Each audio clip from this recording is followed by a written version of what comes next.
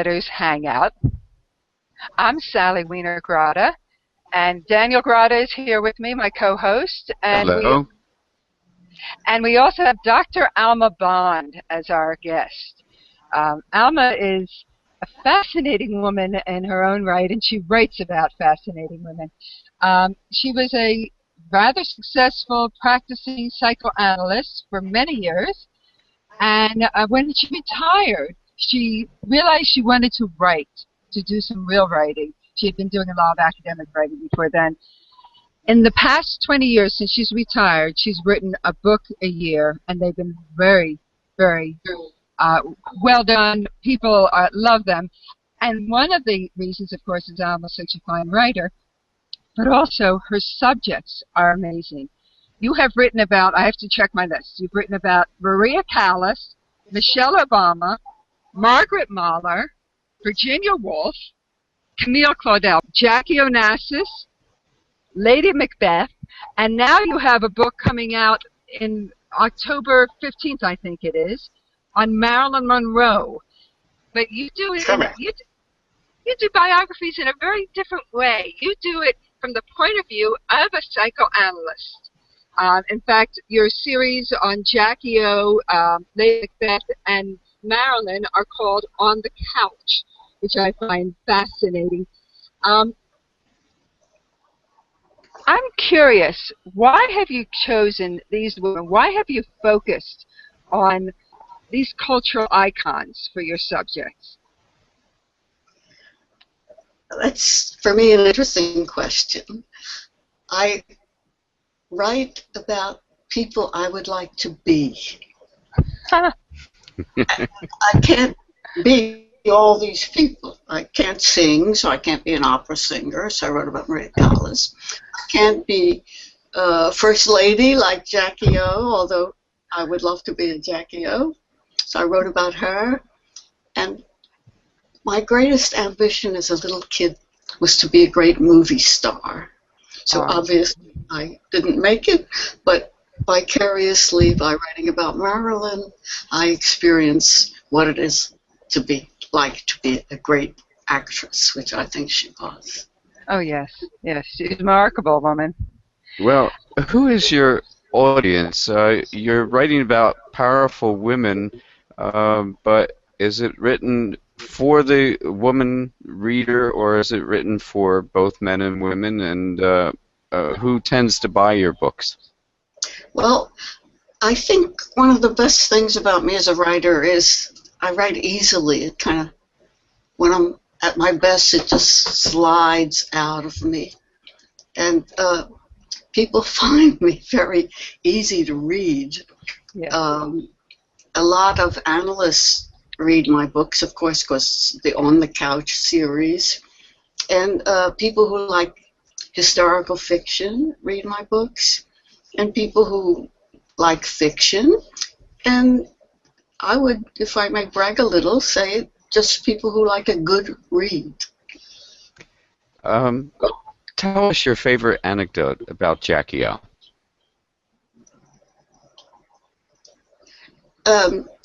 She gave a party for her mother. I don't know if it's my favorite, but I like it. So she gave a party for her mother, and she's not there. So the guests all said to her mother, "Well, where's Jackie?" And she said, "She's out walking her dog."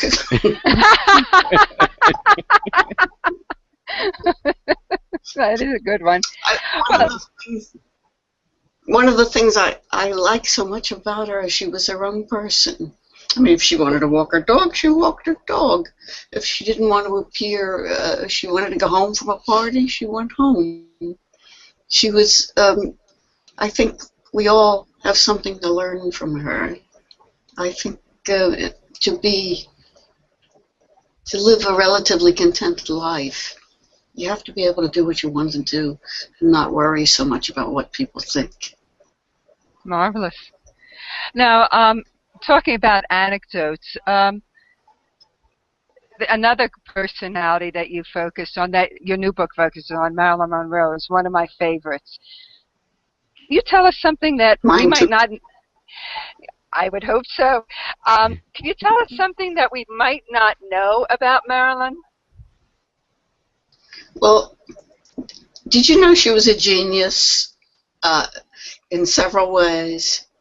She was certainly a genius as an actress, and she was an intellectual genius. She had an IQ of 169, Wow. which places her way at the top.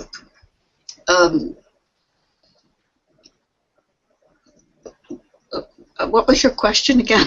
I was about, well, you actually were taking it further. I asked you what you could tell us that we didn't know about Marilyn, but now you make me fascinated by the idea that she had to use sex to achieve what she wanted, her sexuality. And the conflict of that must have been a great, we all know it was a great pressure on her. What can we learn from her? You told us what we can learn from Jackie about being accepting. And I almost feel like maybe Jackie was the absolute opposite of Marilyn. Both geniuses, both powerful women, but Marilyn never could be comfortable without other people's approval, could she? She never got it as a child. You know, she was really practically an orphan. She had no father that she knew of, and her mother was in an institution, and she was raised in 12 foster homes. I didn't know so that. She never really had anybody to love her. It's interesting that her mother once showed her a picture of her father, and she thought that he looked like Clark Gable. And she used to fantasy all her life that Clark Gable was her father. And the dream of her life was to act with him. And when she finally was in the Misfits with him, it was one of the great moments of her life. Yeah. And then the gossips, of course, accused her, the stress of working with her, as having killed him, which must have been horrendous for her. I remember reading that. I think that's horrible. Yeah. Isn't that awful? Yeah. He had a bad heart, and he let himself be dragged by horses, and did the kind of would have exhausted a much younger man, and they like to blame Marilyn. Yeah. Now, getting back. Yeah, go ahead. Getting back to the idea of the women that you highlight and focus on, could you tell us what 5 common things do they share? Is there a certain trait that these women all have or exhibit? Or I thought about that question a lot. And I was comparing, for instance, their lives were completely different. Marilyn had no mother to speak of. Jackie Kennedy had an interfering, controlling mother. Maria Callas had an overpossessive mother. Marilyn had no father. Jackie had a father she adored. Camille Claudel also had a father and had a horrible mother. So I cannot find anything in their backgrounds that you could say a good mother or a stage mother would make somebody a famous person. What about their personalities or their... The conclusion that I've come to, excuse me for interrupting, is that it's genetic. I think these women were born geniuses, all of them. And I guess that's probably the great desire of my life. That's what I would love to be more than anything else. So I write about all these geniuses. And vicariously I participate in it. It's not so different than being a psychoanalyst, by the way. I would get into the heads of various patients. Everybody was different. And I experienced many lifetimes. And when I so-called, I say retired in quotes because I work harder than when I worked.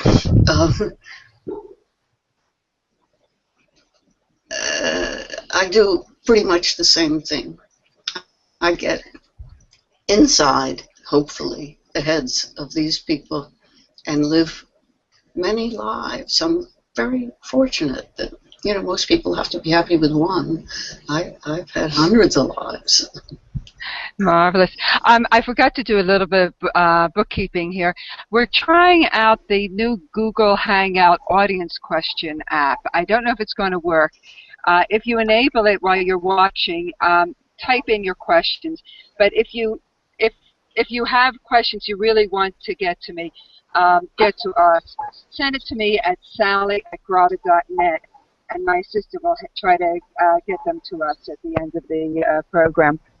You were talking about being a psychoanalyst, Alma, and you approach your stories as a psychoanalyst. How do you go about psychoanalyzing people you've never met, or at least never met professionally? I can only tell you it's a lot of fun. That I never had such a good time in my life as writing about Marilyn.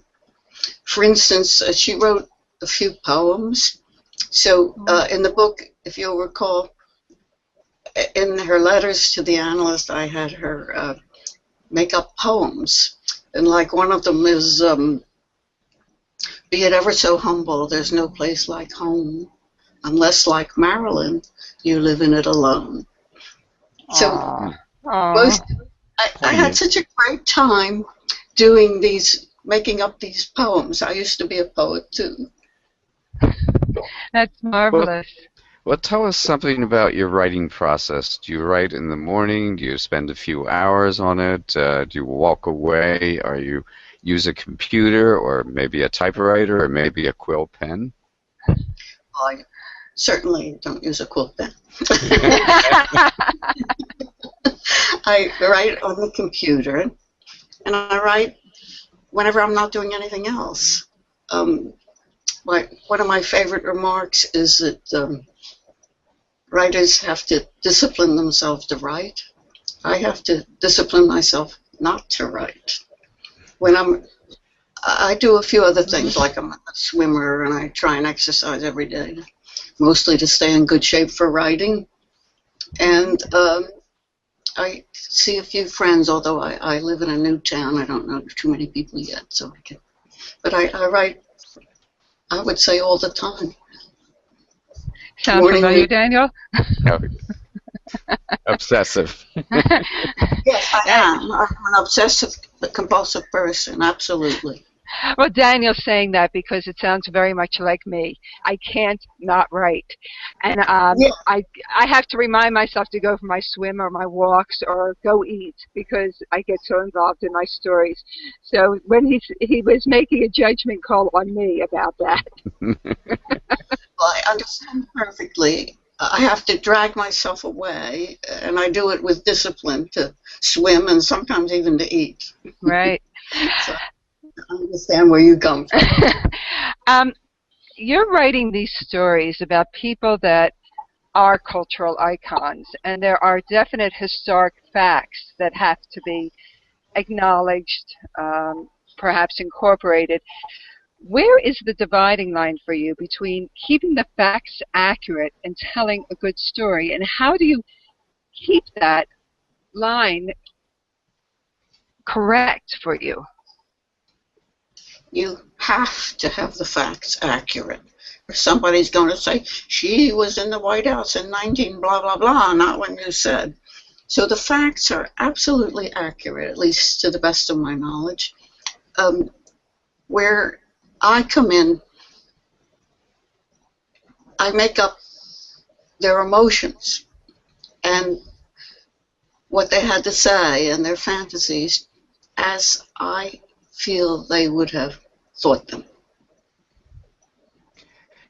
Now, you use psychoanalysis as the tool to write your books.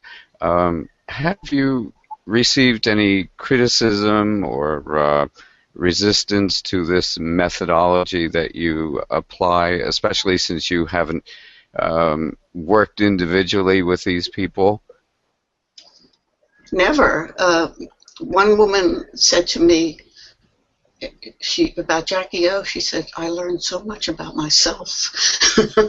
So people put themselves, as I am doing, inside the heads of the people I'm writing about. I've been very lucky. I suppose eventually I will get criticized for that. But I also think that, if I may brag a bit, I was a good analyst. And I think that my books really tell the story of what could be a real analysis. By the way, my next one is on Hilary Clinton, and I'm having the most trouble with her because she's a closed box, and she projects herself into the outside world, and it's hard for me to get inside of her head. But it's beginning to flow, and I hope I'll be able to do it creditably. I'll be fascinated to read that one. Yes. It might come out at just the right time, too, huh? For the next election. That would be great. Oh, I love No. for being nominated and elected. Yes. Yeah, she's a remarkable woman. All of the women, I say all of the women you've written about are among my heroes. And great. I try to learn from my heroes, as we all do, and I was wondering what women today could learn from these women that you focused on. Do you have any tips for successful careers or a successful life that you've learned from getting inside their heads? It helps to be obsessive compulsive. Well, we have one thing. I think that these women were driven to be successful and worked night and day to learn everything there was to learn. Even Jackie, you know what she did with the White House.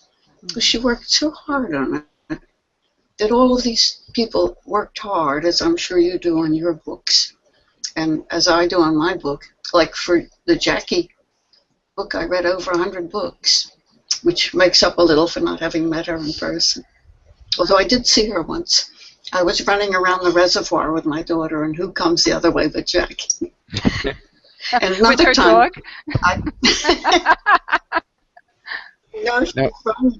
I was around. Another time I met her in front of her house, and she looked me up and down from head to foot. She could have told you everything about me, even though she had never met me. Now, the women you wrote about lived in the 20th century or earlier. They were products of their times to a degree. Do you feel that they might have been different if they were now alive and functioning in the 21st century? Because our environment has so much changed from what it was a few years ago or a few decades ago. Well, I have to take them separately. I think Marilyn Monroe would be a different person if she had lived.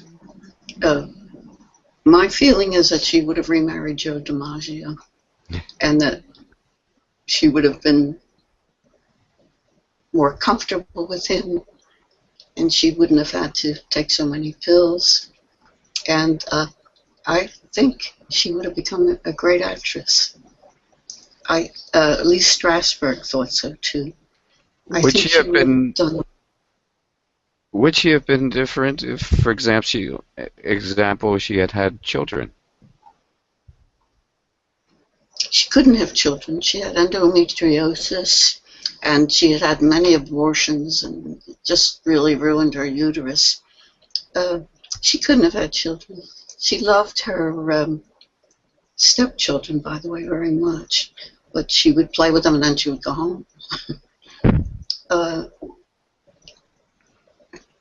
Go ahead. No, I was just wondering about any of the others.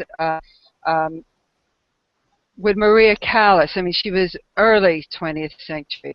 Would she have been a different woman if she were coming up now in the 21st century, do you think? No, I don't think so, because I think that she was madly in love with Aristotle Onassis, and I think people who fall madly in love tend to continue to fall madly in love. Mm-hmm. And she really didn't sing anymore, and also she kind of lost her voice as she got older. Mm-hmm. So, no, I think she would have been very different. What do you think it says about Maria and Jackie, that they both ended up with the same man? Or that the rumors are that Jackie and Marilyn ended up with the same man? Is there anything to that? I think there's a lot to that. Onassis was a homely, gnome type of man. But boy, did he have great talents other than financial. I won't go into them.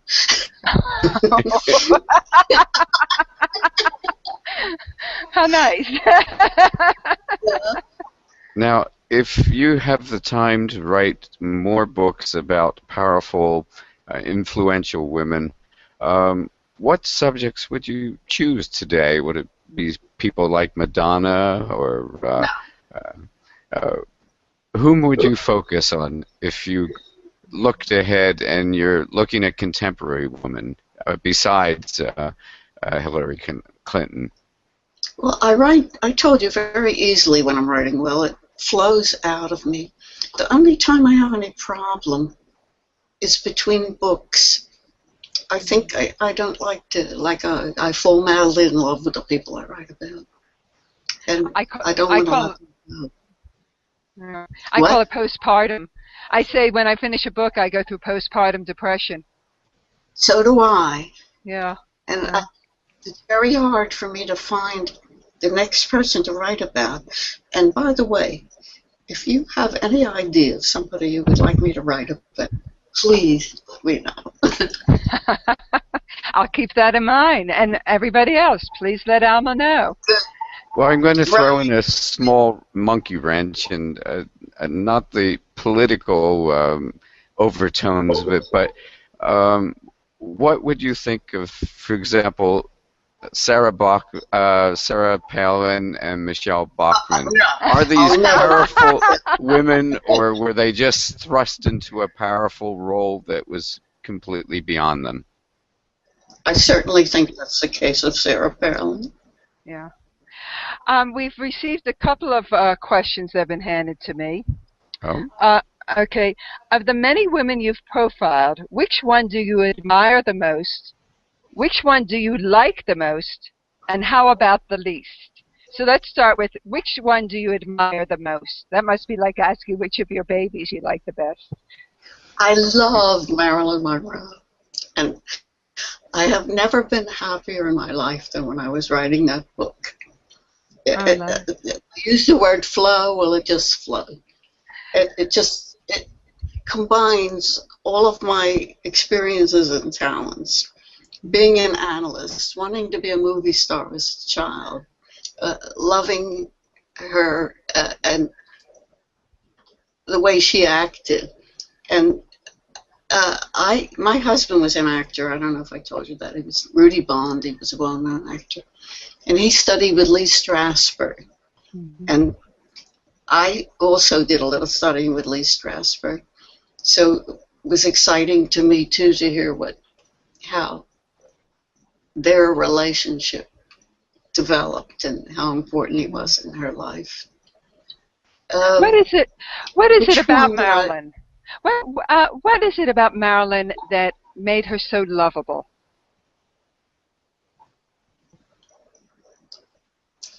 I can tell you an incident from a psychological study.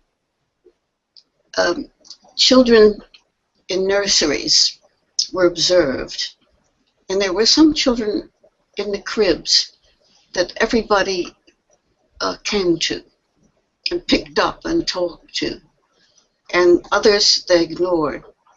And I think Marilyn was one of those that everybody adored because she was very lovable. I think she went out of her way. She was a great actress, remember, and she knew how to be lovable even if she wouldn't have been. Sure. So I hope that answers your question. Yes. The person also asked, who do you like the most? I guess thinking about the person you'd want to have over for breakfast or for tea time to sit down in your backyard. Probably Marilyn. But you also asked me who I like the least. Yes. Margaret Mahler, the psychoanalyst, is a woman. She was a great child analyst and researcher, and I worked for her. She was a horror. She was nasty. She was mean. She used people. Wow. And I think after she died, I got back at her by writing the book. Okay. All right, here's another question that came in. What are some of the problems that powerful women have? Powerful women have lots of problems. What do you think are the most common? I think they're lonely. I remember, was it Eddie Lamar, one of the old movie stars? Said she sat home all the time because men were afraid to ask her out. And I think Hilary even is lonely because I think that she has very few friends that she can talk to on her level. And I think that women need women friends as well as a husband. Yes, definitely. Okay. Oh, this is interesting. Would any of these women be the same if they had been men? If not, how would they or their lives have been different? I think they all would have been different. Isn't their femaleness part of who they are? I think maybe Margaret Mahler would have had a career as a psychoanalyst if she'd been a man. In fact, she practically was. Don't tell anybody. I can't imagine Marilyn Monroe as a man. She was so feminine. Yeah. And I think maybe Camille Claudel, the sculptor, would not have become psychotic and would have been as great a sculptor as a man. Yes, she was. As far as yeah. She was madly in love with Rodin, and he wouldn't marry her, and that's why she became psychotic and paranoid. Spent the last 30 years of her life in an institution. Unfortunately, we have a couple more questions. Yeah, go ahead. No, go ahead. I was just saying we've run out of time, but if you had a little bit more to say about Claudel, be happy to hear it. Otherwise, Alma, how can people reach you with their ideas of who they want you to write about, and how can they find your books? I would love that. My books you can get on Amazon.com, BarnesandNoble.com, and on my website. My email address is almahb@aol.com.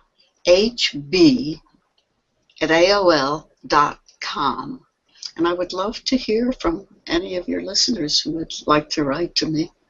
And you mentioned to me, to me that your website address is going to be changed. Is that correct? It's absolutely going to be changed in the next week or two. Do you know the new address? No, I'm sorry, I don't. Oh. Okay, well, we'll try to put it on YouTube in the comments when your new website comes up, so that people can reach you. It was a delight chatting with you, Alma. It's a delight. And this was so much fun talking to you two. I thought I was going to be nervous, but you both got me over. I enjoyed it too. And Good luck with the Marilyn book. I'm sure people are going to love reading it. Our next show will be in 2 weeks, and we're going to be having Kelly McMasters on, a very fine writer, New York literati, who moved to the Bodogs, moved out to the Poconos near us, and actually in this era of Amazon, opened a small bookstore that is quite a charming place to visit. So we're going to visit Kelly in her bookstore and have a fun talk about what it's like to be an independent bookseller today. Well, let's put in a small disclaimer. She's also a former editor of ours. Well, if we went to too many places, so many were former editors of ours. Thank you so much, Alma, and good luck with everything. Bye, everybody. Thank you. Goodbye. It's been a delight talking to you both. Bye. Bye.